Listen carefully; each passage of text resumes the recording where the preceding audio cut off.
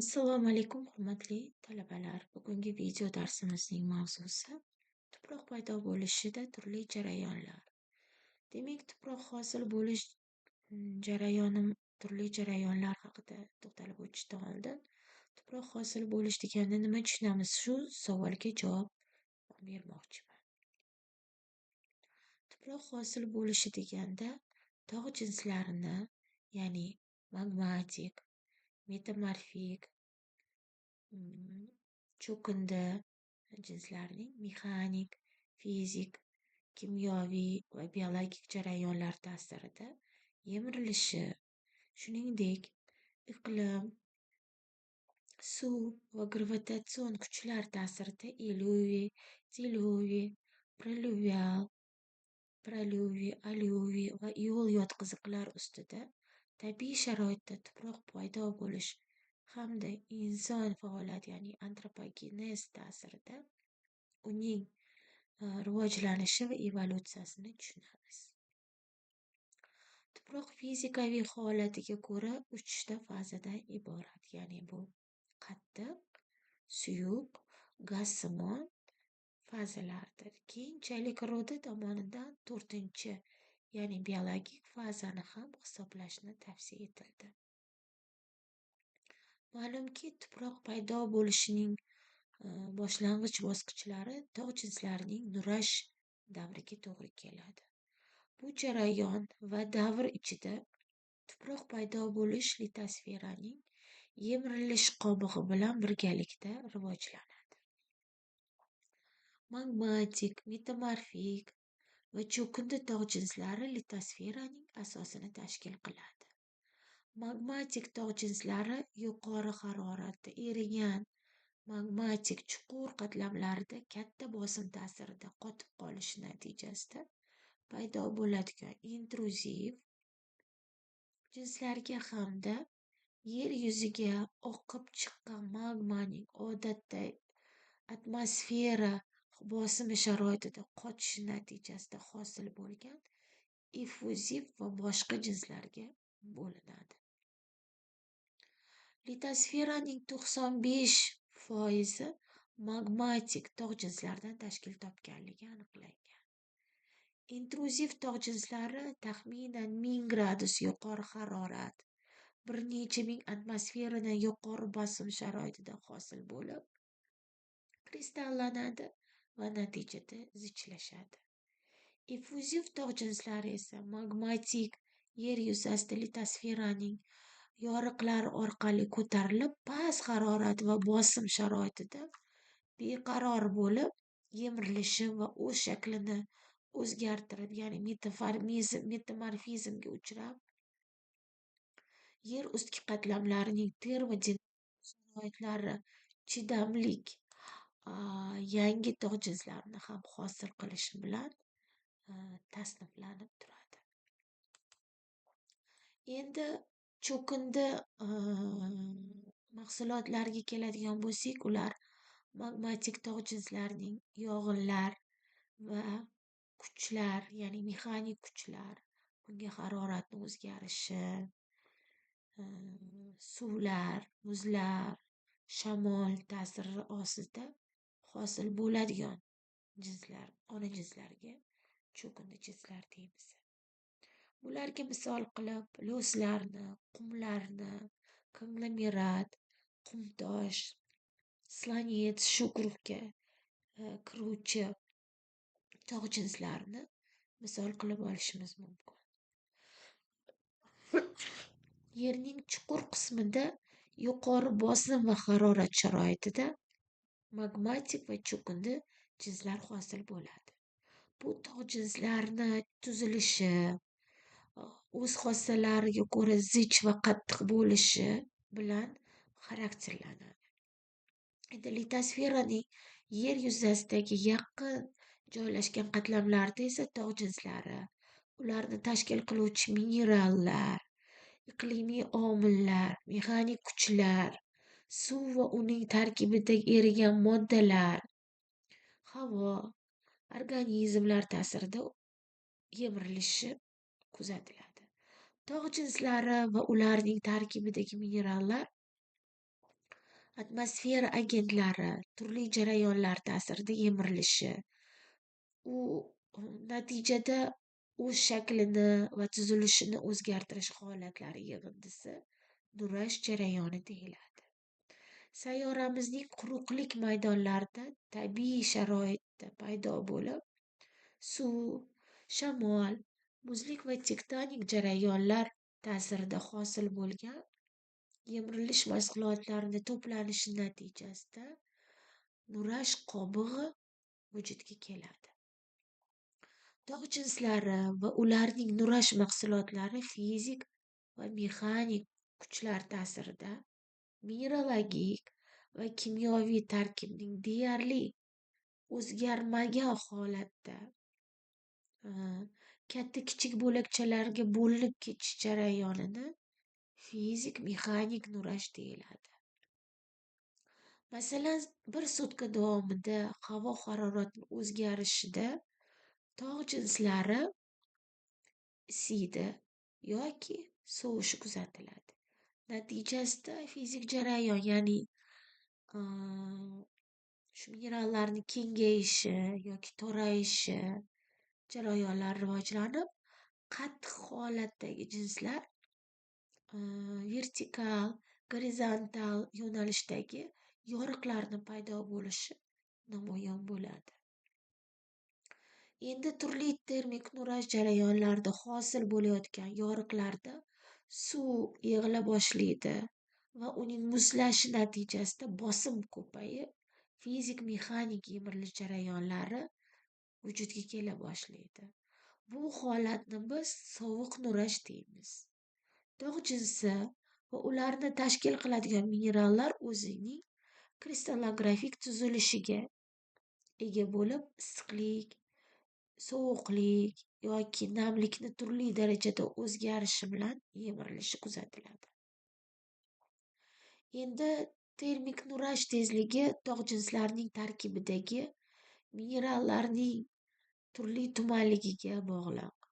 Ya'ni ularning tuzilishi va tarkibiga binoan issiqlik va sovuqlikni o'tkazuvchanlik qobiliyati ham har xil bo'ladi.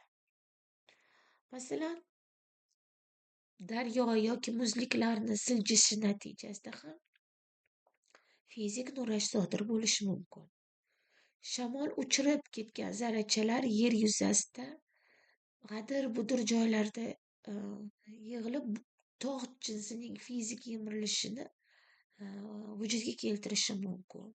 Bu jarayon cho'llarda keng tarqalgan bo'lib, buni korroziya deb atash mumkin. Qattiq holatdagi tog' jinslarining maydalanishi, siyg'alanish yoki yoyilishi natijasida turli o'lchamdagi katta-kichik zarrachalardan iborat tosh, sag'al, chang, soz, loy kabi keltirmalarni paydo qilishi mumkin. Demak, fizik nurash natijasida yaxlit tog' jinslarining yemirilishidan turli o'lchamdagi qovushmali va g'ovakli mahsulotlar hosil bo'lishi, ular havo, suvni yaxshi o'tkazishi va suvni saqlashi bilan belgilanadi. Fizik nurash natijasida hosil bo'ladigan mineral mahsulotlar o'lchamlari maydalashgan sari ularning yuza sathini, hajmi, geometrik progressiya darajasiga olib borib, u yerda absorpsiya jarayonlarini kuchaytirishiga sabab bo'ladi. Minerallar kristallik tuzilishga ega bo'lgani uchun, ya'ni atomlar turli masofada joylashgan bo'lib, panjarani hosil qiladi. Buni mineralogiya fanidan sizlarga ma'lum. Bu panjaralar qirralari manfiy yoki musbat zaryadli ionlardan tashkil topgan bo'lishi mumkin. Endi minerallar panjarasidagi anion yoki kationlar o'zaro elektrostatik kuchlar bilan bog'liq bo'lib, mineral panjarasini sirtidagi ionlar bog'liqlikni pasayishi, ularni orasidagi bog'liqlikni bo'shab qolishi, shuning uchun manfiy yoki musbat zaryadlarning tashqi muhitdan qarama-qarshi zaryadlar ionlarini kuchi bilan o'ziga tortib olishini kuzatish mumkin. Tog' jinslarini fizik yemirishdan so'ng kimyoviy nurash uchun sharoit namoyon bo'ladi. Kimyoviy nurash shunday nurashki, bunda yer ustki qatlamini dastlabki avvalgi kimyoviy tarkibi o'zgaradi va ko'pincha oddiy strukturaga ega hamda yangi sharoitlarga chidamli yangi kimyoviy birikmalar vujudga keladi buning oqibatida.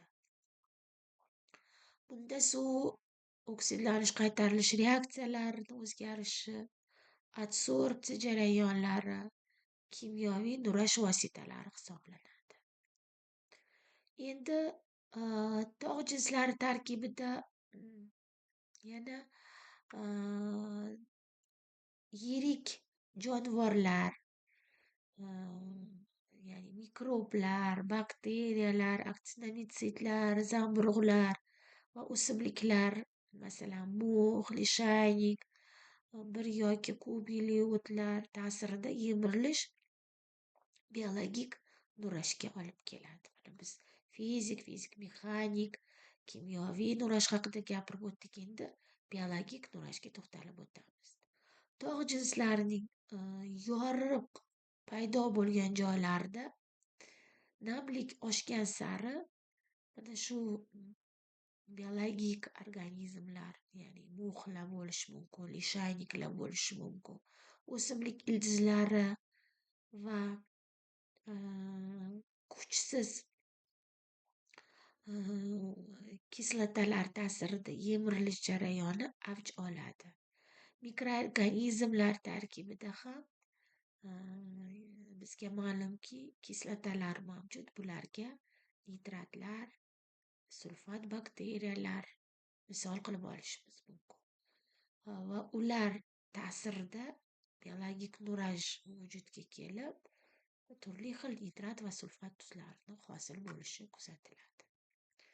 Endi biz bugungi darsimizda aynan sizlar bilan mana shu tuproq paydo bo'lishida turli jarayonlar, ya'ni tuproq hosil bo'lishi o'zi nima, nurash nima, nurash qobig'i nima, qanday, ya'ni fizik nurash, kimyoviy nurash, biologik nurash va ushbu nurashga sabab bo'luvchi omillar haqida to'xtalib o'tdik.